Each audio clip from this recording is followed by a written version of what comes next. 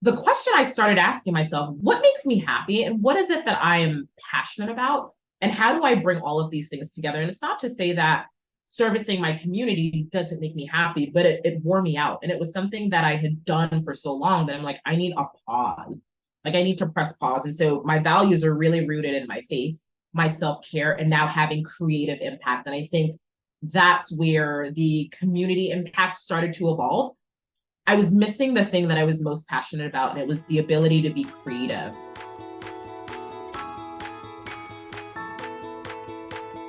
Welcome to You Belong in the C-Suite podcast. You are ambitious in life and in your career, but something is missing. You want to bring more of your passion to what you do.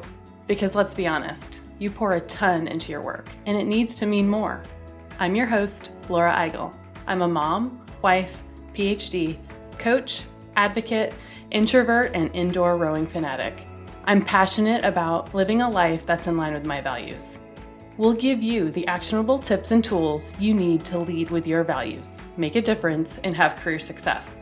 The world needs more diversity and authenticity in the top jobs at organizations. Your leadership belongs there. You belong in the C-Suite.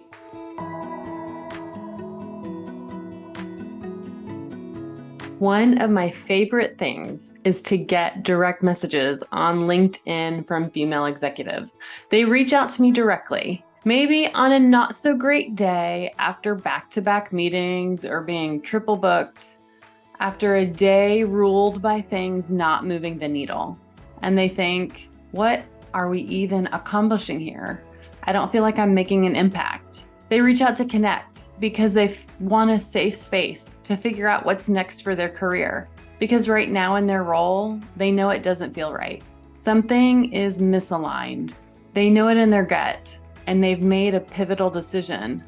And that's why this is one of my favorite things, because these leaders are ready to be intentional and strategic in their career.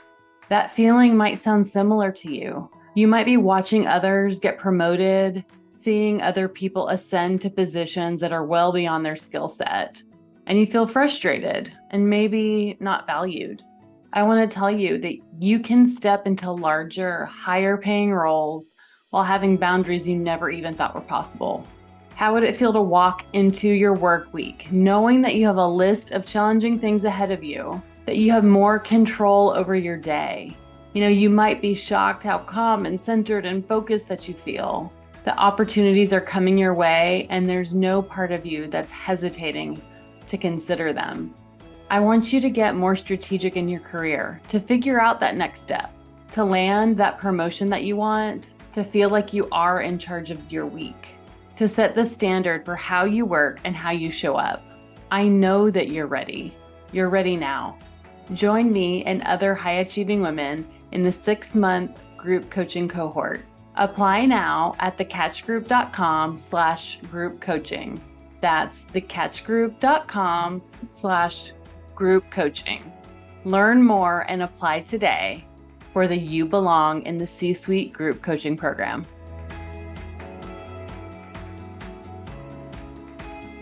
Welcome to this week's episode of the You Belong in the C-Suite podcast. I'm thrilled to welcome our guest, Alicia Ray, on the podcast today. Alicia Ray is a highly sought-after leader in the global marketing industry. From driving records in business development to delivering exemplary products, her track record extends from AT&T to Twitter, spanning print, radio, and digital platforms.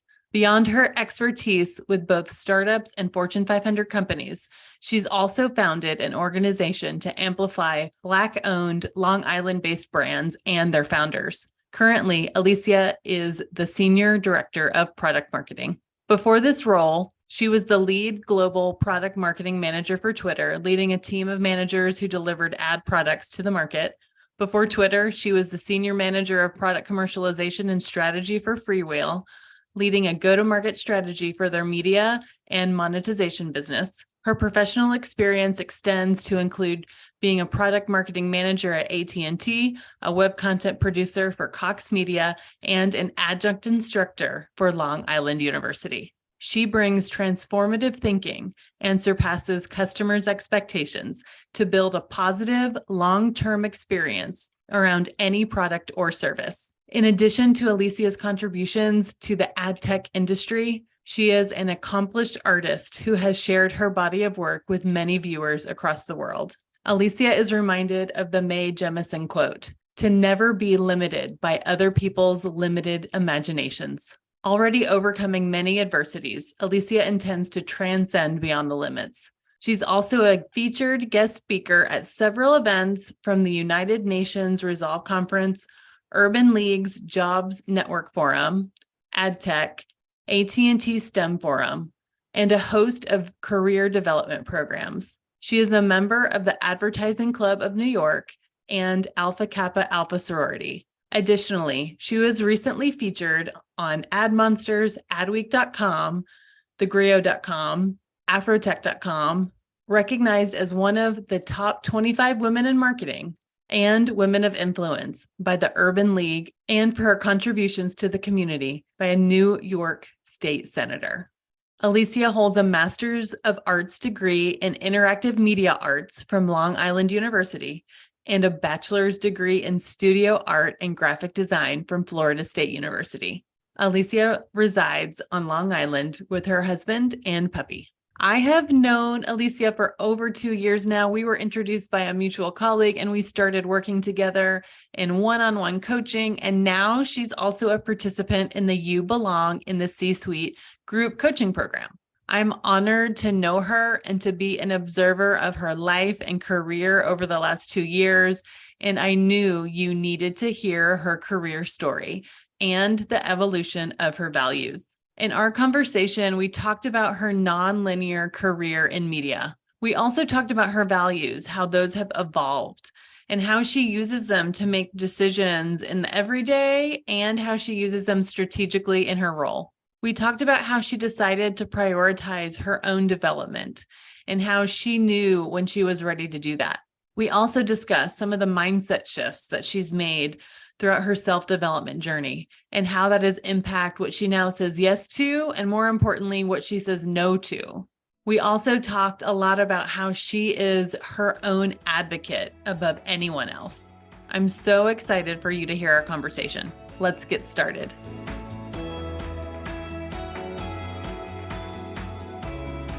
Well, I want to welcome you to the You Belong in the C-Suite podcast. I am so happy that we are having this conversation today, Alicia. Likewise. Thank you for having me. Yeah, I feel like this conversation on the podcast is like years in the making. That is true. I actually feel very honored to be here.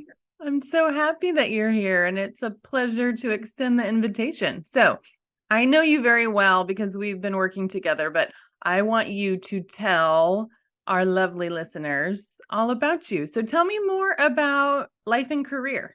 Sure. Life and career. Where do I start? I feel like the last probably decade or so has been very interesting in a very good way.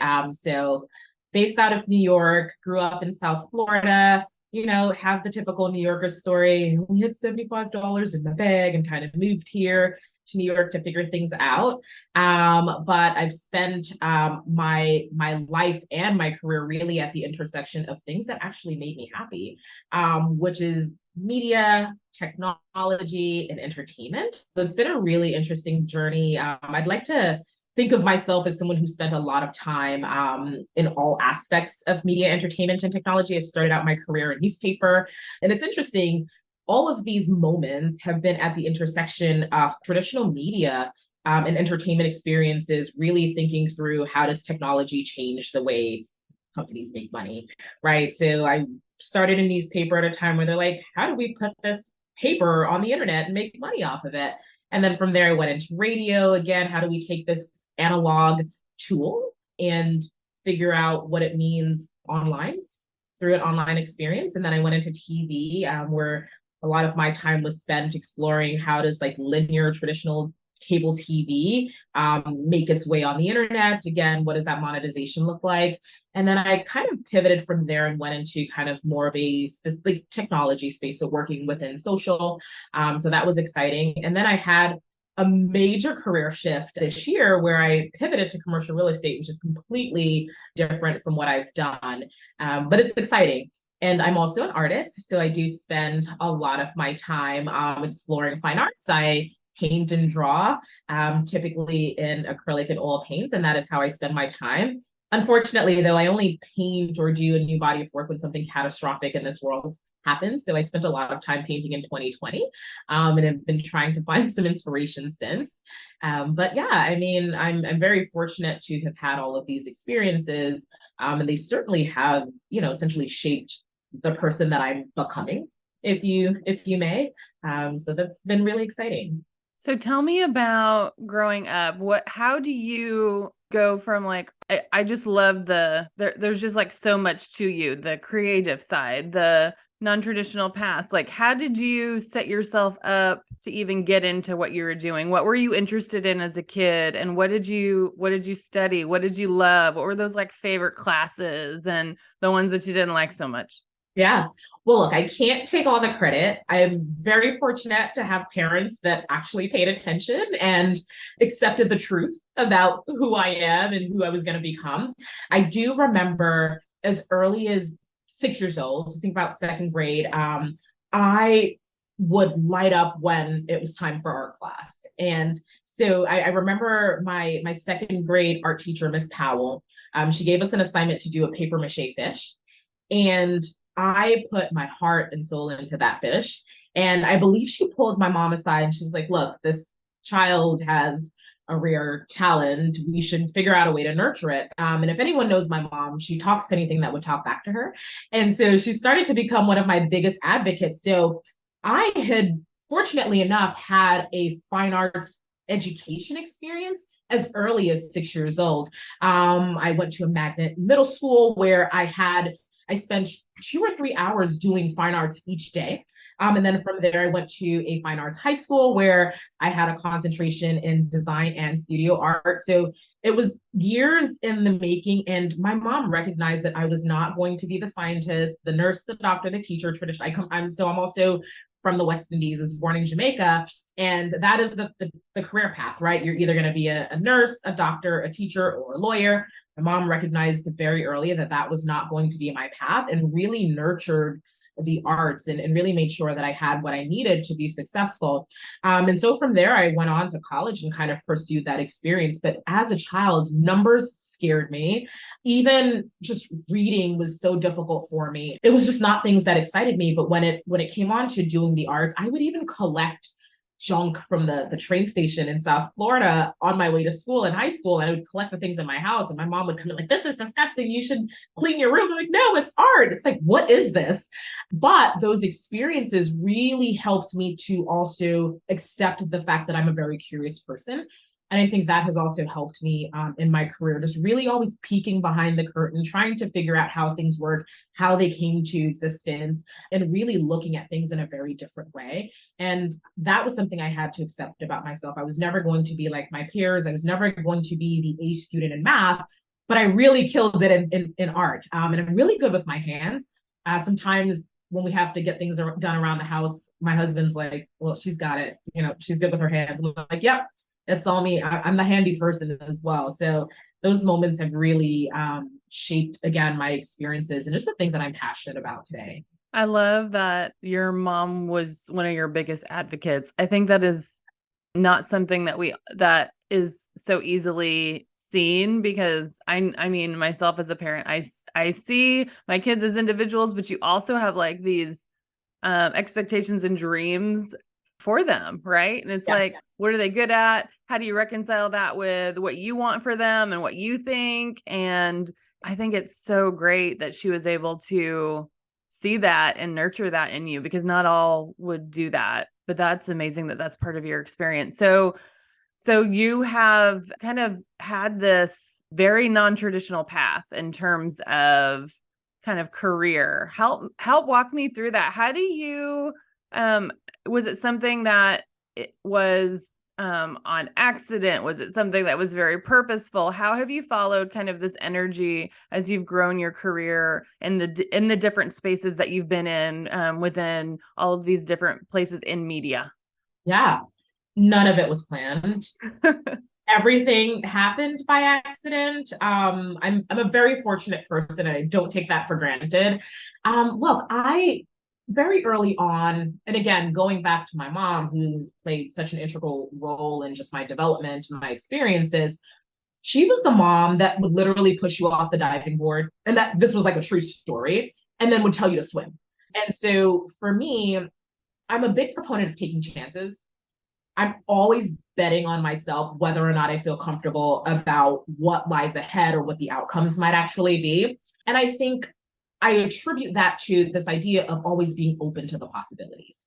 And so as I think about my career and exploring the world of newspaper, and then going to radio, and then going into TV, and then going into social, I've just always been open. And I think that's been the biggest unlock for me personally, just not always trying to have things figured out, whether one may believe that or not, because I'm also very methodical in some areas of my life where I need to know everything, largely rooted in this idea of anxiety.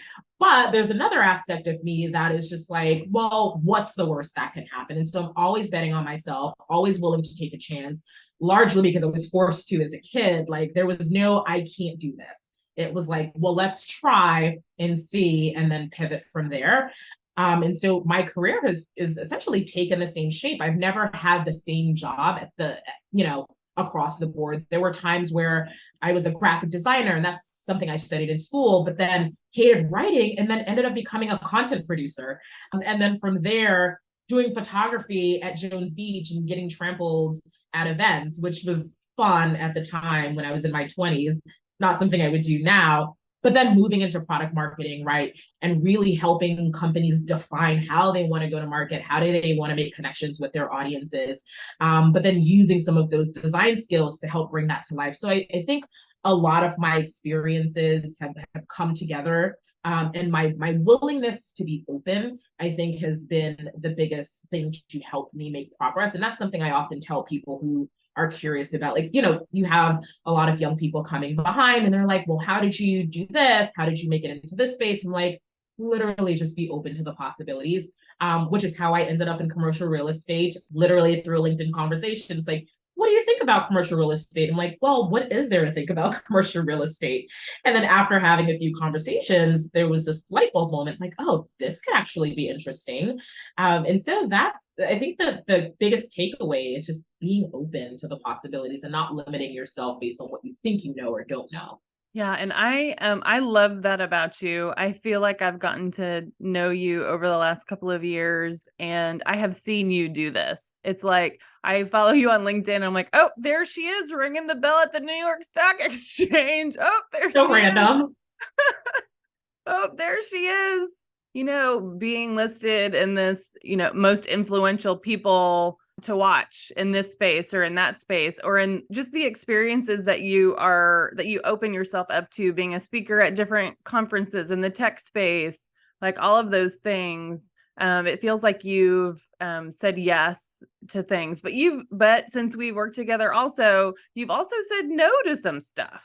So tell me about, yeah. So let's talk about some of that. Like it feels like your career, you figured out what to say yes to and kind of what to say no to. So tell me more about that. What's the differences between the yeses and the nos? The yeses and the nos. That's a daily struggle. I feel like I've gotten better. You've certainly changed my life for the better. And certainly understanding my values have helped me to make those decisions a little bit more easier. Look, one of the things that I also enjoy doing is helping others. And whether that's through service in my community, my church, within the workplace, or just within my network, I'm always willing to kind of figure out where I can be of support. But that is exhausting at times, right?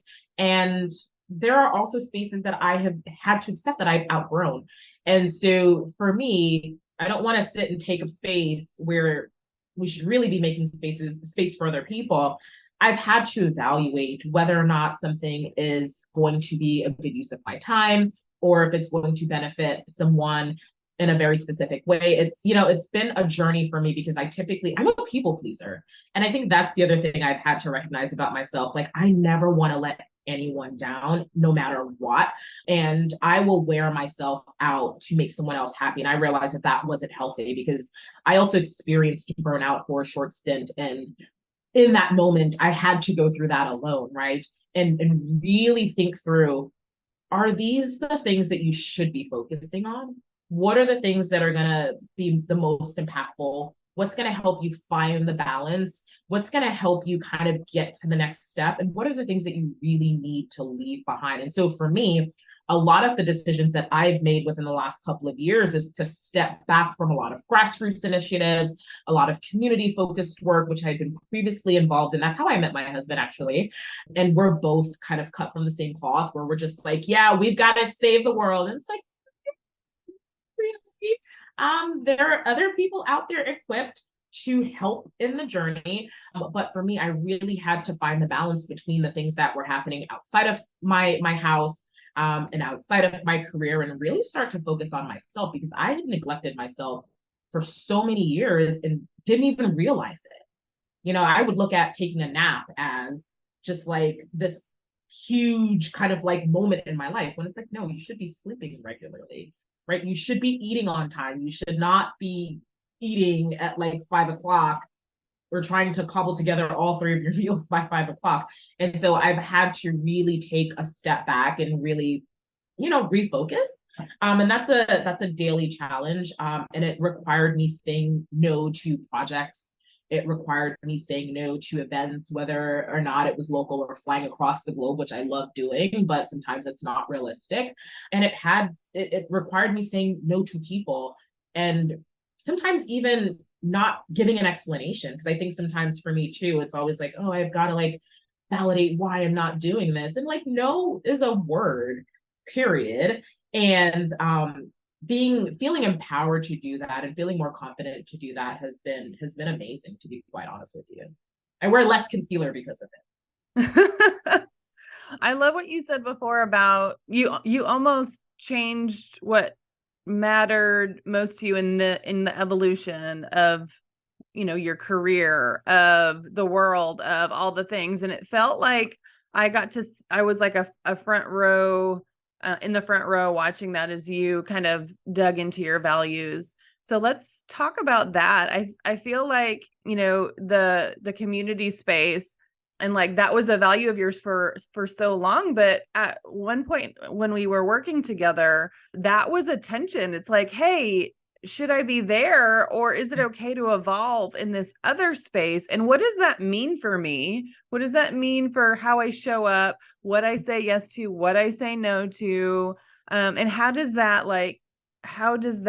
get kind of ranked in some of in some of your values now? So it's almost like the values evolution of Alicia as you kind of grow your career and grow your life. No, yeah, community impact, I think, probably sat at the very top next to my faith.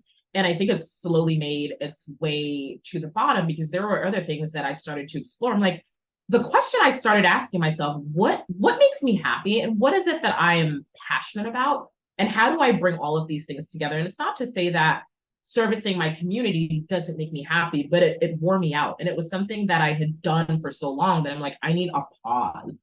Like, I need to press pause. And so my values are really rooted in my faith, my self-care, and now having creative impact. And I think that's where the community impact started to evolve.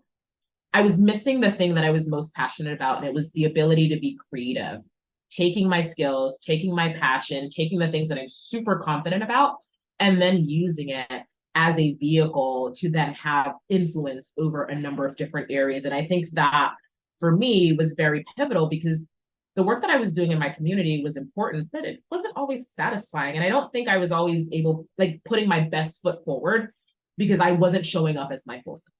And now for me, that is super important. Anything that I touch, I always kind of assess it from that lens. Like, does it align with my values? And it's a weird thing that I do, because I'm so comfortable with them now that I really think about it. It's like, all right, where does it fit across the spectrum? And if I have to kind of like rationalize, I'm like, well, maybe it's not the right thing for me to be focusing on, or maybe this isn't the right area. Let's reevaluate and kind of think that through. So, and it's a beautiful thing to be able to experience this evolution. because for me, I'm learning it's really showing the growth that I didn't think I was doing. I didn't think I was growing. I didn't think that I was making progress, but looking at it through that lens certainly reassured me that I was on the right path and that I needed to embrace the little wins. And so that's been amazing, an amazing journey for me as well. So let's talk about how you kind of did that work and how you have evolved to be able to make, because I love the tangible aspect to all of it. So you've been kind of on this journey of self-awareness, self-discovery, personal and professional growth, figuring out what that means in life and career. We started working together, what has it been? A couple of years ago. We started in a kind of one-on-one capacity. Has it been 2 years? I don't even. It's probably been 2 years, Longer? maybe 21 or Yeah. 20. Somewhere during the pandemic when Yeah. I had way too much time on my hands. Uh, and yeah, so we started working and you got on this we got you on the path of identifying values and then like really understanding them, that evolution of clarity and what those mean, and really tactically putting it into practice on like some of these like just everyday things, right? Yeah. And so tell me about what that journey has been like in terms of identifying values and then putting them into practice. Yeah, look, I would say the first step that I needed to take was prioritizing me. And prioritizing me meant putting my money where my mouth was and investing in myself. And trust me, when I was first introduced to you and I learned about the coaching program, I was like, oh my God, this looks amazing. Like, this is something that I need to do. I'm like, oh, I made every excuse in the book as to why I couldn't do it. Time, resources, I just can't. I'm too tired. Is it effective? Because you hear about, all of these coaching programs and people who believe they're experts. But I think for me, it was a mindset shift. I needed to do this to save myself. I needed to carve out the time for me. And so that meant blocking off my calendar, right? Investing in the time, showing up for myself, and then making sure that the people around me knew how important this was. And so that meant my household, my family, my close friends, which I like refer to sometimes as my board of directors, and even my employer. Like, no, I can't come to this meeting or participate in this because I have a commitment for the next 6 or 7 months. And so that's where I needed to start, because it probably could have gone in the opposite direction where I probably would have committed and then had I not been intentional, it probably would have gone left. And I was sick and tired of wasting my own time. I think that's something that I did for years, wasted my own time. I would say I would do something and then I would literally not commit halfway through. And so it was almost time for me to do a me set. And there's a wonderful book about that. But essentially doing that and then doing the work. So actually committing to diving deep into my soul and having some truth moments, whether I liked them or not, and then accepting my truth for what it was. I think a lot of times throughout my life, I have either tried to fit into this construct of what I thought I needed to be or what society said I needed to be. Being a woman and then being a woman of color, that's even harder. And for me, I needed to spend more time with myself. And that's what I did. And I was able to now identify these values like, oh, all of these things are important, but like there are three that really make me feel good. And I think these three things, which again, it's, my faith, my self-care, and then now having creative impact in whatever I do. Like these are the things that literally wake me up in the morning. They keep me alive. They keep me focused. And they help me to be the best version of me that I can be on a day-to-day basis. And it doesn't just apply in the workplace, but across my entire life. So everything I touch, I literally show up as this person who puts their faith above everything else, who prioritizes their self in the process. But anything I touch, I want to make sure that the things that I'm really, really good at translates through those experiences. And it's been a journey. It literally sitting in my office with the lights off, like, meditating or writing things down or spending time with myself or even getting feedback from people, which was the hardest. hearing how other people perceive you or their thoughts is like a frightening thing. And it's something that terrified me, but I needed to hear it. And then I took from it what I needed and discarded what I didn't. But I think even it helped me to get over some of my fears. I'm so terrified of people's perception of me. It's not even like, I'm not even being funny, but that was something I needed. I needed other voices. I needed another perspective to help me kind of shape what mine would look like in the end. I love the spending time with yourself. And you did prioritize it. Like you absolutely prioritized it. You came to our meetings consistently and with topics and working through the worksheets and all of the things to get through some of those like you said, some of those limiting beliefs, to where now you can absolutely, and you do, I see you make like the everyday decisions, but also the strategic decisions on like where your strengths overlie. Even some of the work we just, maybe we can talk about that. We just did this exercise where you were working through, you know, your priorities for the next kind of quarter. You even used your values there. I did. I did. I needed to. Again, prioritizing myself in the journey is key. It's so important. And I never ever want to get to a state where I felt like I did 2, 3 years ago, burnt out, overwhelmed, barely surviving the day. And so I'm like, how do I take preventative measures to keep and keep the balance and find the balance when I need to? And so yeah, I mean, literally called Laura up and I'm just like, I think I'm about to be overwhelmed. Can we just like do a pause and look at all of the things? And, it was a cathartic feeling to just kind of dump everything on paper and then really, again, have truth moments. Are these things that you should own? Should you be delegating them to others? And delegating your work doesn't, create this perception that you're not competent or capable. It just means that you're smart enough to identify the people that should be owning it.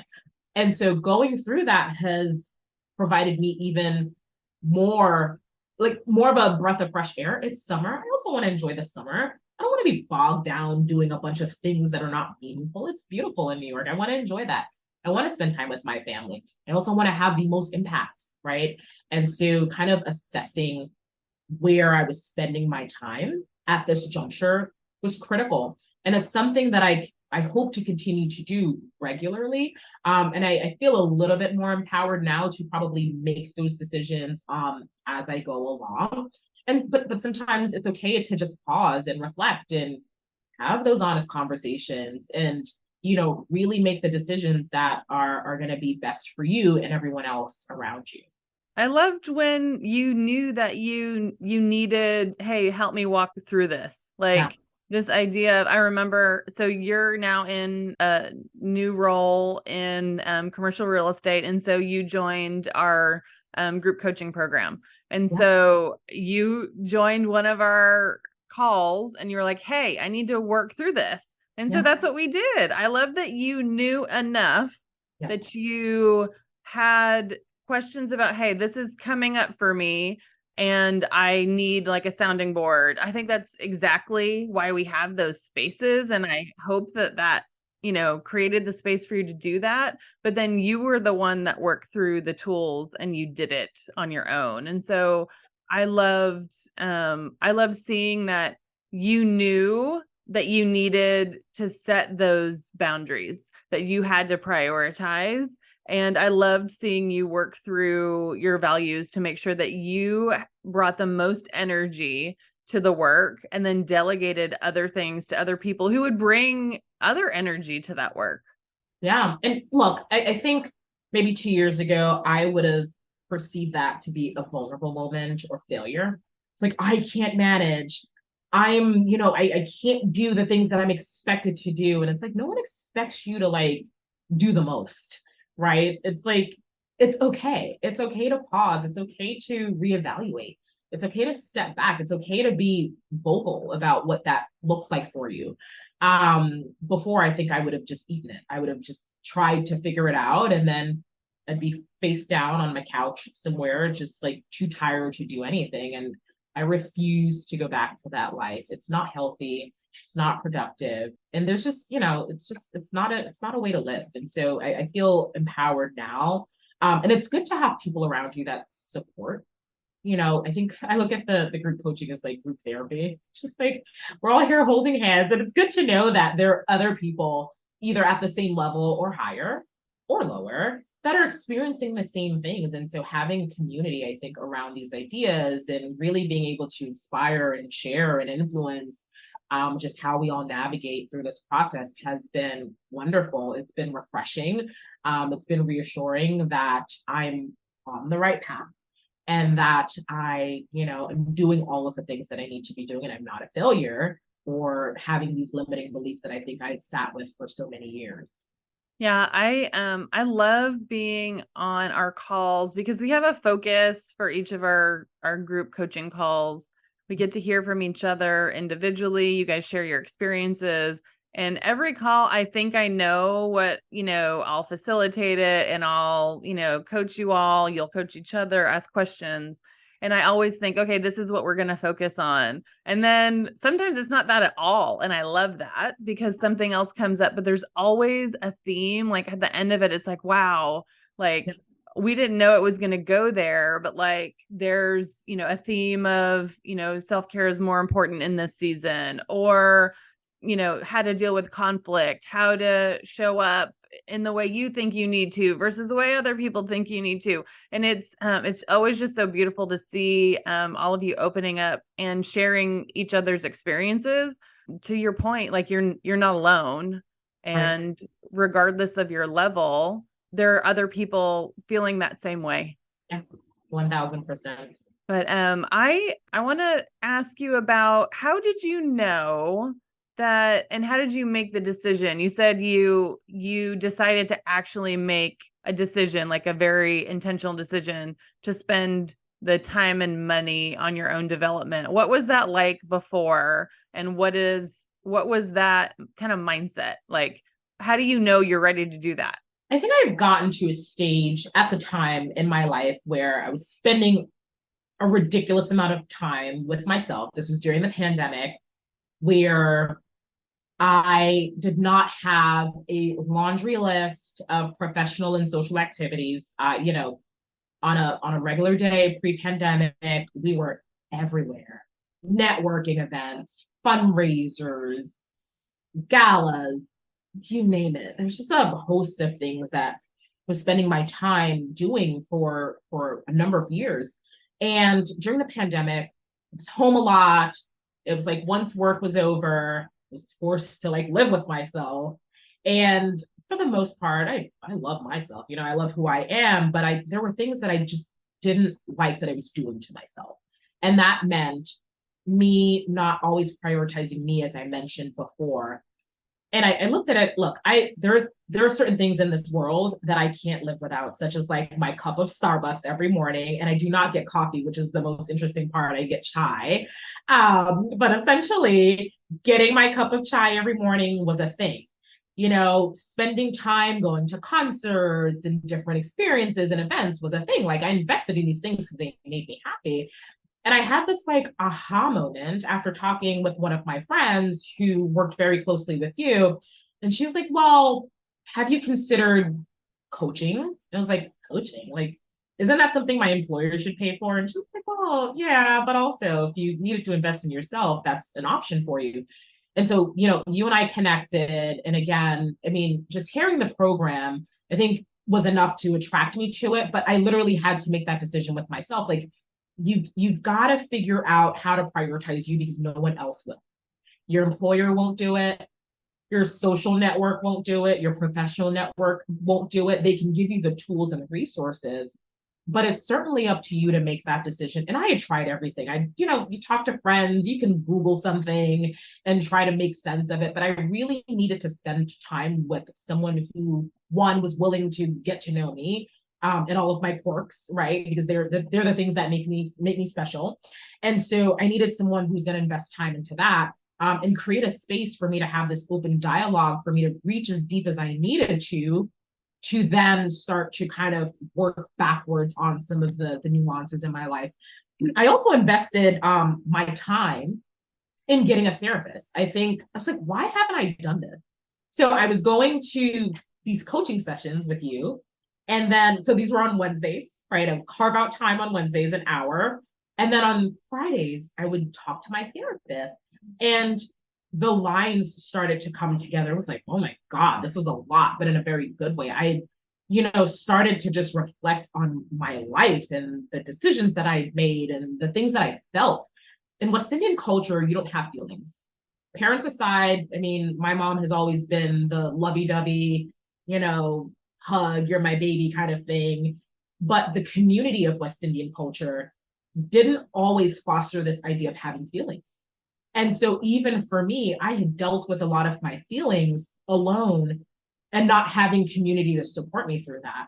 And these were all things that I needed to reflect on, work on, and then figure out how do you build community to help foster that. And so I felt like I went into this like transformation chamber over the last 2 years, which has now set me up to making self-care and prioritizing myself almost second nature. If it doesn't serve me, then I no longer do it. I don't want to participate in it because I had neglected myself for too long. And I think I was waiting for someone to come and save me when I needed to save myself. And so, yeah, look, I was like, if you want to give me a Christmas gift, you can fund my coaching program. Everyone laughed, including my husband, but we figured it out, right? And it was something important to me because I invested in everything else. I invested in my chai, I invested in experiences, as I mentioned. I love to shop, but I needed to pause, do a reset, and really kind of shift gears for a minute. And I'm so happy I did.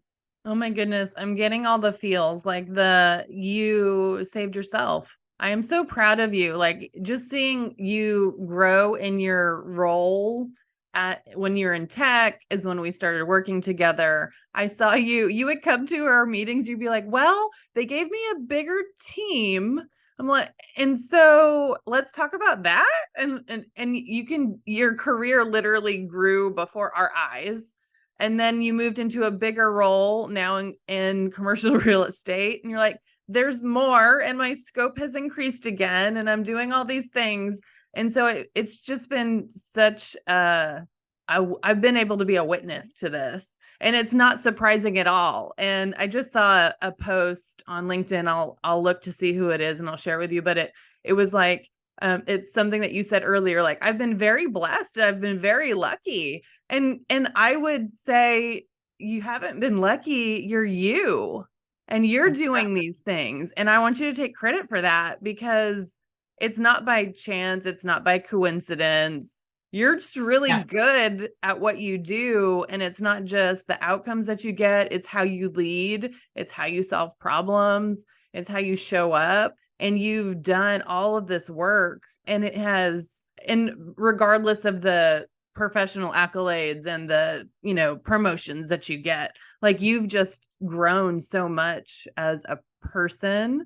I've loved witnessing it, but you did it. Like you built the support around you with our work together, with therapy, with spending time with friends and family, and all of the organizations that you prioritize. And I love that you realized that you needed to be your own advocate. And you did that. Like you said, like you can wait for your manager, you can wait for your partner, your spouse, you can wait for your community, but you stepped in and advocated for yourself. And it's so funny. I was just laughing in my head because if you can think back to when we first started working together, anytime you shine the light on me, like you did this and you're amazing. I've had this aversion where I wanted to disappear into the wall. And I'm like, yeah, I did do that. I did. That was me because I was smart enough to get the right people in my orbit to help me navigate the process. And you've been such an integral part of that process to where I'm even, when I was going through my transition between tech and commercial real estate, I'm like, Laura, help me. I don't know what to do. Help me get my life. And so I really appreciate you for being very supportive of me. I think our relationship has certainly evolved. And, even Brandon's like, have you spoken to Laura? What does she think? And I'm like, wow. Did that yesterday. But you've grown to be a very important part of my journey. And so I want to say thank you for that. Well, it's been an honor to be a part of your journey. I just have loved seeing your journey of self-discovery, and then really just putting it into practice. Like again, it is not a coincidence that Yeah. like great things are happening because you're amazing at what you do and how you not just the what you do, but the how you do it. Yeah. And so you stepping into this role in the way that you are. And then like what I guess my next question is, what do you think is next? What are you most excited about? And what are you most looking forward to? I don't know. That's something I always ask myself. I'm like, where do you think you'll go next? I'm like, oh, not quite sure. I do know that in this journey, both professionally and personally, you know, community aside, I think I'm starting to now think about how do I, again, whatever work I have, how does it evolve beyond the four walls and translate into social impact? And so I'm getting a chance to do some of that work at CBRE, which is exciting. But, I don't know. I think wherever the wind blows, I will go. Again, being open to the possibilities. In addition to reading your book about values, there's a book called Find Your Fire by Terry Broussard Williams that I have literally been reading for the last 3 years. It's an easy read. However, it's been the thing that there's so many different stories about so many different experiences and what people are doing that has been certainly an inspiration for me. And so like, whatever it is that I touch next, I think I will start to see that third value come to life a little bit more. It's like the people, social impact, creative impact, that all morphing together to be something very meaningful. I'm also in that stage of my career where I feel like I now have a little bit of, I have options. I have options to really write what that next experience looks like. And so again, I'm open to the possibilities. I don't want to limit myself. And I'm just gonna keep riding the waves and see where it takes me. I love it. Well, thank you so much for sharing your career story and your values evolution with us today. I just so love sharing this space with you, and I know that I'll see you soon because we have a group coaching call soon. So Yes, we do, which is on my calendar, and I'll have my snacks ready, and I'm looking forward to it. Awesome. Well, thank you again. Thank you.